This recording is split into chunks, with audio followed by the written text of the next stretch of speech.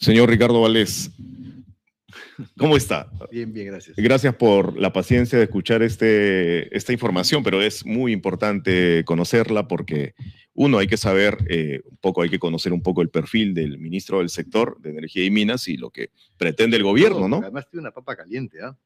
Es decir, hay que ver también qué van a decir con respecto al Reinfo, cómo se va a manejar el tema de la minería artesanal, que tengo la impresión que van por ahí un poco estas disposiciones también, y qué va a hacer con la minería ilegal, ¿no? Porque hay minería ilegal de facto actualmente en reservas naturales protegidas, por ejemplo, en Madre de Dios. Entonces, no hubo una palabra sobre eso en el discurso de 28 de julio del señor presidente. Así que tiene él... ¿Y en el pedido de facultades ha visto algo concreto? No he visto algo concreto con respecto al Reinfo específicamente, ¿no? ¿Por qué? Pues en principio el Reinfo termina de manera definitiva este diciembre. Digo, termina como terminó 5 veces de manera definitiva, entonces no sé qué... A lo mejor es un final más. Un final ampliable. A lo mejor o a lo peor. Aplazable. Ya veremos cómo la calificamos en su momento, pero creo que ese es el reto social más grande que tiene ese sector, más allá de las inversiones. El reto social tiene que hacer con cómo va a manejar este tema que tiene diversas aristas, ¿no? Hay daño ambiental de la minería ilegal, sin lugar a dudas, un grave daño ambiental. Hay también una serie de cadenas productivas asociadas a mecanismos ilegales, contrabando de explosivos, etcétera. ¿No? Hay también una red importante de plantas de procesamiento que también tiene que ser reguladas, que contaminan por un lado, pero por otro también funcionan de manera no formal. Y que son la clave, porque las investigaciones recientes que se han hecho al respecto dan cuenta de que el brazo financiero está ahí, el brazo financiero de este sector. Y lo traigo a colación porque la minería ilegal, entendida ya desde el punto de vista de la seguridad, es un motor de la ilicitud en diversos ambientes, ¿no?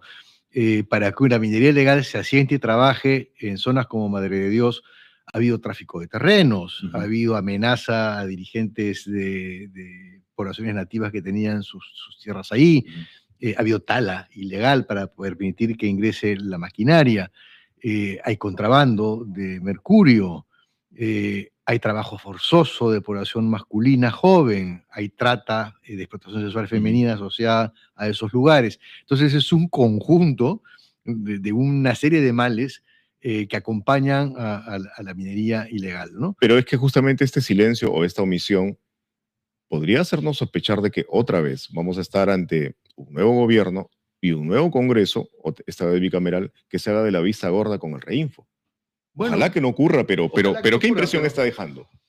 Lo que pasa es que Fuerza Popular ya ha estado en ese disparadero, ¿no? Y reaccionó prolongando precisamente algo que no se debe haber prolongado, sino más bien se debió haber trabajado en una ley apropiada para ese sector de mineros artesanales, ¿no?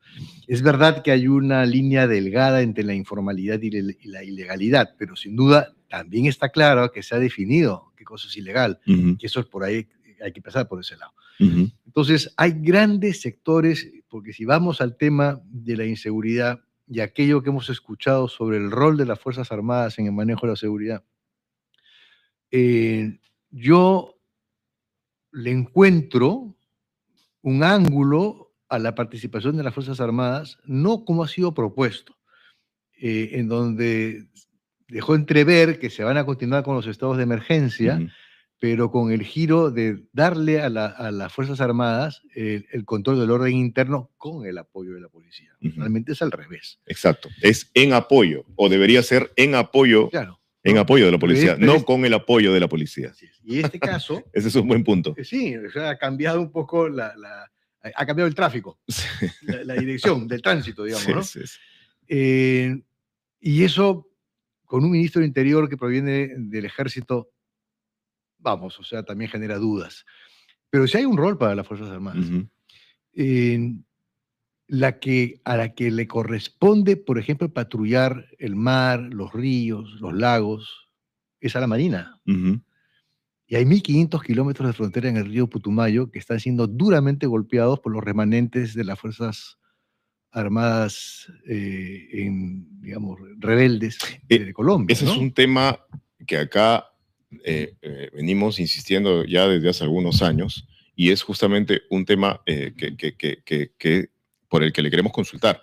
Pero yo simplemente, permítame acotar, el doctor Ricardo Valdés fue viceministro del Interior, viceministro del Orden Interno, pero claro, hoy desde la organización que lidera, ¿no?, Capital Humano y Social, hacen investigación sobre criminalidad, sobre delitos muy serios como la trata de personas, y sobre todo la trata en zonas tan difíciles como la Amazonía peruana, ¿no es cierto? Entonces eso le da conocimiento del terreno, eso le da absolutamente autoridad y conocimiento sobre lo que ocurre allí.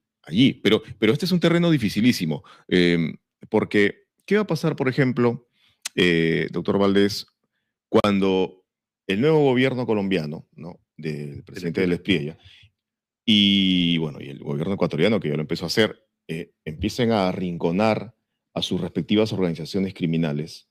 Por ejemplo, Colombia arrincone, bombardea a los comandos de la frontera, que así se llama este grupo armado que controla esa zona, el sur de Colombia.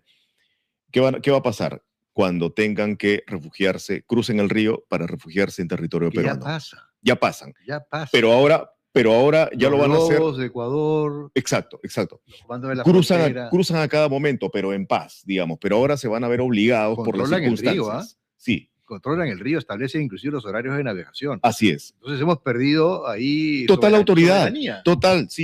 Por eso digo yo, entonces la Marina de Guerra, en principio, si las Fuerzas Armadas van a trabajar en temas de, que además les corresponde, ¿no?, la salvaguarda de la soberanía nacional, debieran estar ahí. Ese es el rol que le corresponde. Sin embargo, tienen un rol abandonado. Y cuando a mí me preguntan, bueno, pero es importante que participen en la lucha contra la criminalidad, yo le digo, hay un ejemplo clarísimo en donde las Fuerzas Armadas han tenido y tienen, a lo largo de muchos años, más de 15, la responsabilidad de luchar en nuestro país contra los remanentes del terrorismo, de Sendero,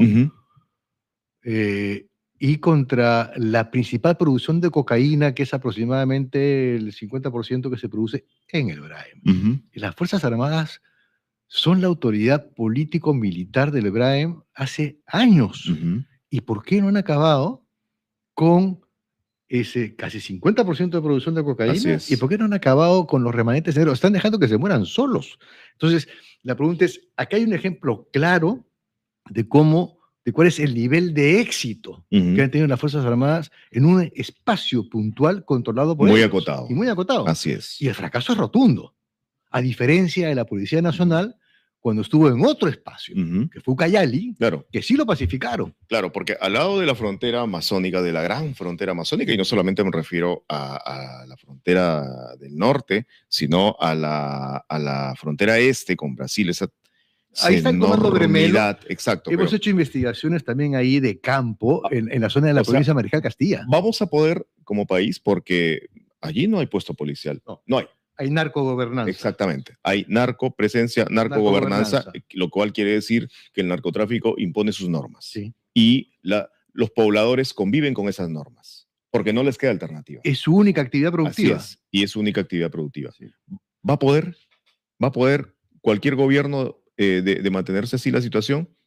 ¿Cómo tener éxito? Tiene que tener presencia de Estado. ¿Qué significa eso? Eso significa, ¿Bases militares? ¿Bases policiales? No, eso significa Estado, y eso significa recuperar a las comunidades a través de las instituciones del Estado, colegios, centros de salud, justicia, desarrollo agrario.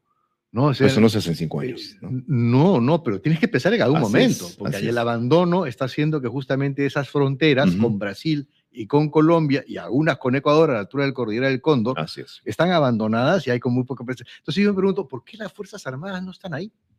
Si se supone que es un tema también de soberanía. ¿Y por qué tienen que entrar en una investigación que van a manejar la seguridad ciudadana de Lima?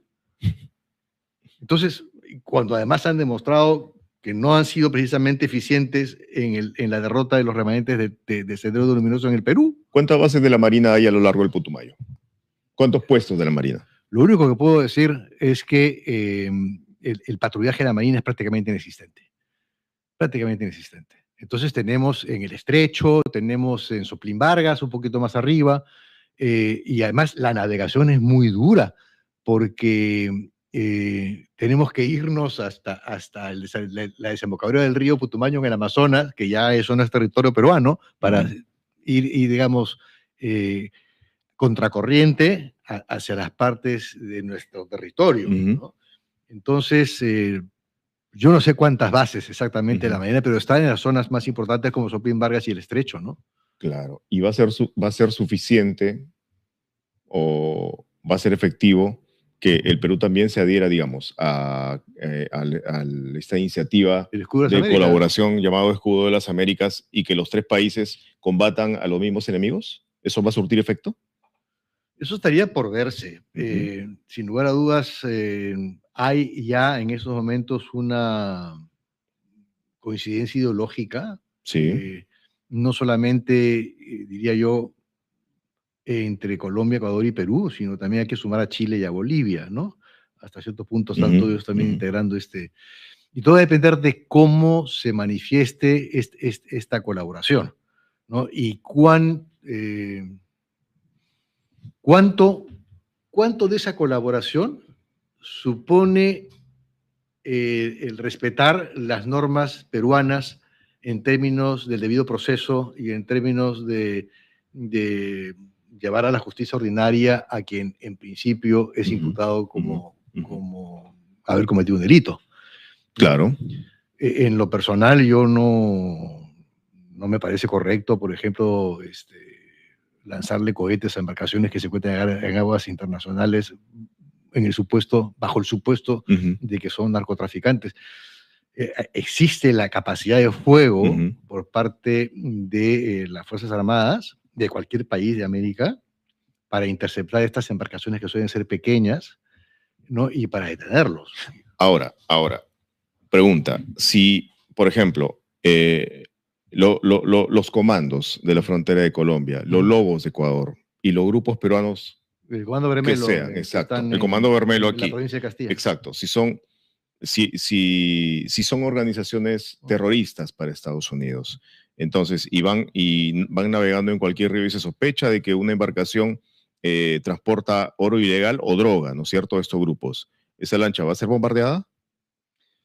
Desde la propia regulación norteamericana tengo entendido que tienen en su conocimiento facultades para ello, pero eso en el marco también de las relaciones internacionales y de respeto de la soberanía de los lugares, ¿no? Por eso he hablado de aguas internacionales donde no hay una soberanía específica, ¿no? Pero cuando existe ya una soberanía y la acción, hasta el día de hoy, se pide permiso al Congreso de la República para la intervención, por ejemplo, hasta para la participación de otras Fuerzas Armadas, incluida la norteamericana, la de Estados Unidos, cuando hay, por ejemplo, algún tipo de operativo, de ensayo, y qué sé yo, ¿no?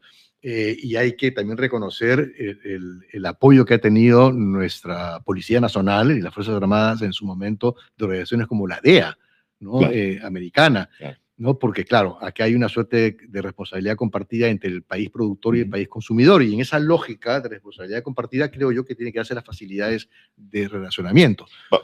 Vamos a recordar, doctor Valdés, qué cosa dijo la presidenta Fujimori en su mensaje inaugural del 28 de julio. Vamos a ponchar esa parte, Angie, para leerla, lo que dice mensaje del 28 de julio. Pues dice, en materia de seguridad, dijo la presidenta, vamos a recuperar cada barrio, cada carretera y cada espacio público. ¿Ese es? Sí, ese es. Para las familias peruanas. Allí donde el crimen organizado, el narcotráfico y la minería ilegal hayan arrebatado el control del Estado, o sea, en la Amazonía, haremos el uso de todas las herramientas que la Constitución pone a disposición del gobierno. Allí, en todo caso, se refiere el párrafo siguiente a las Fuerzas Armadas, ¿no es cierto? Y dice, durante los estados de emergencia, las Fuerzas Armadas, exactamente, asumirán temporalmente el liderazgo de las operaciones de seguridad y del control del orden interno, las Fuerzas Armadas. Personalmente le corresponde a la Policía Nacional. A la Policía Nacional. Salvo los estados de excepción en donde puede tratarse ese... Así es. Estoy leyendo lo que dijo la presidenta. Todo esto es entrecomillado. En estrecha coordinación con la Policía Nacional hasta establecer plenamente la autoridad del Estado y devolver esos territorios a los ciudadanos. Me encantaría preguntarle cómo se va a devolver ese territorio inhabitable en su mayor extensión a los ciudadanos, pero ¿de qué se trata esto? ¿De qué se trata de que las Fuerzas Armadas asumirán temporalmente el liderazgo? O sea, vamos a tener al Ejército y a la Marina allí, en la frontera, para evitar que crucen el río. No. Por ejemplo, Trujillo, por ejemplo, Lima, por ejemplo, Callao. O sea, ahí está mencionando, porque un párrafo sigue al otro, y está mencionando que los estados... Patás también. Sí, ahorita está Patás en un comando unificado, ¿no? Pero también puede ser Sarumía en el norte, podría ser perfectamente Desaguadero, para las columnas de las culebras de contrabando, podría ser también Madre de Dios, ¿no? En la triple frontera que tenemos del Golpebra, ¿no? Podrían estar en Arequipa, que es donde hay también un desborde de la criminalidad, en todo lugar en donde que realmente salte los problemas de inseguridad, de acuerdo a este documento, a esa mención, mejor dicho, ellos van a hacer uso de lo que la Constitución permite, y la Constitución permite los estados de emergencia y la suspensión de derechos fundamentales. Lo que no están tomando en cuenta es que son estados excepcionales, y la excepción no puede repetirse reiteradamente porque deja de ser excepción para convertirse, digamos, el lugar común y la vida cotidiana. Claro. Y eso no es constitucional. ¿Y qué va a pasar cuando en esos mismos lugares en donde se establece estado de emergencia se supone para recuperar la autoridad, se supone para combatir con la inseguridad, etcétera, hay un conflicto social por otros motivos? Por ejemplo, contra una empresa minera, como lo que hemos señalado, o, no sé, contra una empresa petrolera. ¿Qué va a pasar si esto ocurre justamente en la jurisdicción en donde se desarrolla, está vigente el estado de emergencia? El orden interno tiene que hacer con la seguridad ciudadana y con el orden público. Entonces, si es que en un sector que está en manos del ejército, son ellos los responsables de mantener también el orden público como parte del orden interno. Entonces, serán ellos, las Fuerzas Armadas, las responsables de lidiar con cualquier tipo de conflictividad social que se desborde y que entre en algún nivel de violencia, o que simplemente tomen carreteras que están prohibidas, de acuerdo al Código Penal de nuestro país. Entonces, le corresponderá a las Fuerzas Armadas lidiar. Y ahí es cuando yo siento que es donde estamos equivocándonos, porque la preparación en el diálogo y en el manejo del orden público está en la Policía Nacional, no está en las Fuerzas Armadas. Las Fuerzas Armadas están para recibir órdenes y disparar. Eso ya lo hemos visto. Eso ya lo hemos visto, exactamente. ¿No? Entonces, me parece que es un error de concepto. Creo que lo que han querido es demostrarle a la población a través del discurso que se están haciendo cargo del problema con mano dura, pero están equivocando la estrategia, porque la mano dura no es otra cosa más que la aplicación de la ley. Y las leyes son muy severas en el Perú, muy severas. Se castiga con muchísimos años de prisión, de extorsión, la trata de personas, el sicariato, todo se castiga muy severamente. Más severo no se puede ser. No tenemos ya más de una docena de delitos que tienen cadena perpetua. Entonces, por ahí no va. O sea, ya hay mano dura con respecto a la aplicación de la ley. La mano dura es la aplicación de la ley. Sí, pero la ley ya está. Acá se cree que mano dura es meter bala y punto. La represión total y extrema, y eso no es mano dura, eso es simplemente una insensatez. Así es. Ahora, usted que está metido a fondo en la investigación sobre trata de personas, que es uno de los grandes problemas, grandísimos problemas. Pero yo no lo digo yo, ¿ah? No. Lo dice Trump. Sí. Nos ha puesto 12,5% de interés por trabajo forzoso. Así es. Es una de las finalidades de la trata. A eso iba. Y justamente a propósito de porcentajes. Ustedes decían hace poco que el presupuesto para combatir la trata de personas, siendo este un problema que implica enfrentar a grandes mafias, a grandes organizaciones criminales, le dedican ni siquiera el 0.02% del presupuesto del ministerio. En cifras concretas, para que nos entiendan, el Estado peruano, a través de la política nacional, que son 42 servicios, de los cuales solamente 11 tienen un presupuesto muy escaso, pero sumando todo lo que hay, ¿no? Todo lo que hubo al año 2025, esto dio como resultado 17 centavos de sol por persona al año para hacer prevención, para perseguir el delito, para financiar a la policía, al Ministerio Público, al Poder Judicial, Wow. para perseguir el delito, para atender a las víctimas y para reintegrarlas. Sí, para todos esos ejes que están representados en estos 42 servicios de la política nacional, lo que se entregó finalmente contante y sonante fueron 17 centavos de sol por persona al año. Entonces, eso es, Ni eso siquiera, es obsceno. Ni siquiera ¿no? le quiero preguntar para qué alcanza eso. Y el día de ayer se conmemoró, mejor dicho, el Día Internacional de Lucha contra la Trata. Ah, sí. Sí, el 30 de julio es el Día Internacional. En el mensaje de 28 de julio o en el pedido de facultades hay algo que se oriente por ahí no hay nada. a Bueno, a nivel de acercarse criminalidad al problema. organizada, yo puedo, digamos, es el gran paraguas, y ahí Ok. puedo incorporarlo ahí, ¿no? Porque es un mix, ¿no? O sea, cuando uno trata de decidir, bueno, ¿cuál es la diferencia? Es decir, las economías ilícitas son crimen organizado, sí, Claro. son crimen organizado, pero se exacto. separan porque la criminalidad, la economía ilícita produce bienes y servicios, y además muchos de ellos son o importados o exportados. Y en el caso de Perú tenemos una producción muy grande de cocaína, de oro, de madera, y que es comprado fuera. Exacto. Entonces eso incluye a nuestro Ministerio de Relaciones Exteriores, en fin, a lo que es comercio exterior y turismo, y por eso es que Trump dice, hasta aquí llegó mi paciencia, ¿no? Y dice, con 60 países, no solamente con el Perú, dice, pero a partir de la fecha, espárragos, arándanos, mandarinas, van a tener un 12,5% de arancel, porque lo que se está diciendo entre líneas es que es una producción agrícola obtenida en condiciones de trabajo forzoso. Le corresponde al Estado peruano decir si esto es cierto o no, pero ya está el impuesto, el arancel puesto sobre las exportaciones. ¿Ya respondió peruanas. el Estado peruano? Al Estado peruano le corresponde decirlo, aún no ha mencionado nada. ¿Hace cuánto? Bueno, ¿Hace cuánto debía responder? Eso la respuesta debe haber sido inmediata, porque lo que toca exigir ahí es dame los casos Exacto. Específicos, ¿no?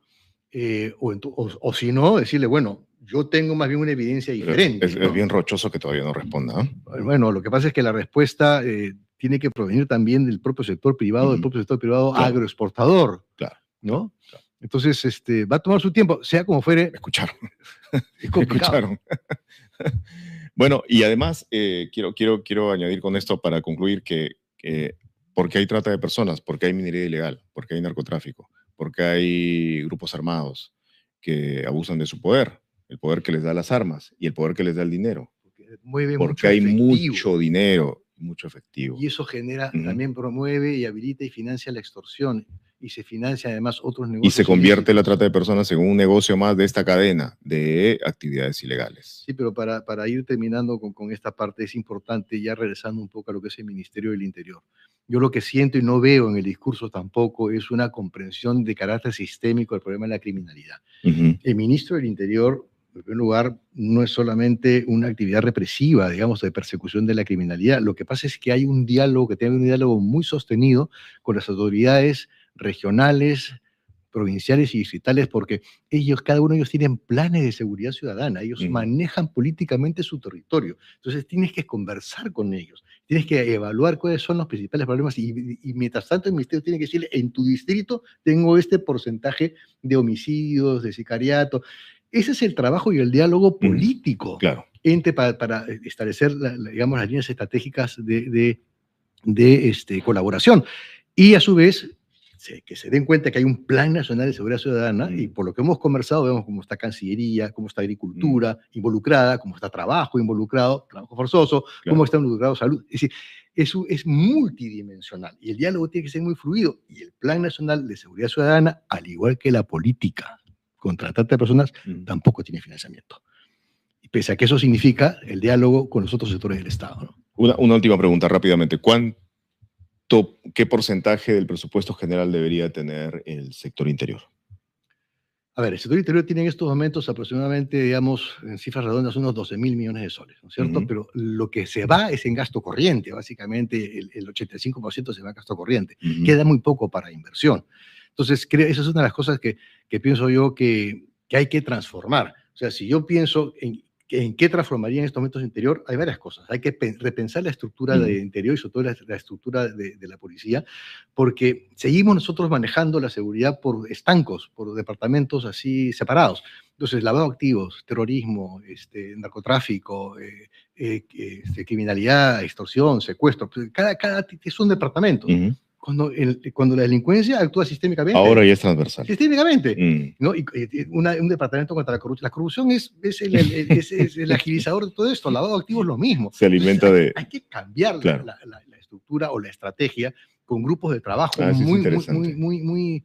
Lo otro que haría, yo le quitaría a la policía la administración de sus recursos. Así, con toda tranquilidad, se las daría a gestores públicos, se las daría a gerentes públicos de servir, para decirles, miren, de este porcentaje que tienen, que son varios miles de millones de soles, ¿no? A ver si ustedes realmente compran bien, adecuadamente, técnicamente, rápidamente.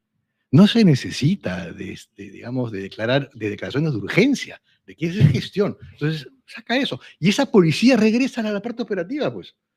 Son varios cientos, ¿ah? Imagínense la resistencia que habría si se retiran los recursos de la Policía Nacional. O sea, es posible hacerlo. Es una idea revolucionaria, pero nosotros lo hicimos durante un periodo. Interesantísima. Habría mucha resistencia, pero hay cosas que son incluso importantes debatir y empezar a discutir. Pero aquí, por lo visto, no hay asomo de ello, ¿no? Doctor Valdés, qué agradecido nuevamente. Muchísimas gracias por habernos ayudado a entender un poco más esta confusión de ideas y esta falta, en algunos casos. Yo espero que todo esto se reordene y se reenfoque y realmente haya más claridad, y espero que se establezcan realmente criterios de seguimiento y de monitoreo de los temas de seguridad. Espero que eso lo hagan pronto. Muchísimas gracias, como siempre. Gracias. Bueno, el ex ministro del Interior, el ministro de Orden Interno, Ricardo Valdés, ha estado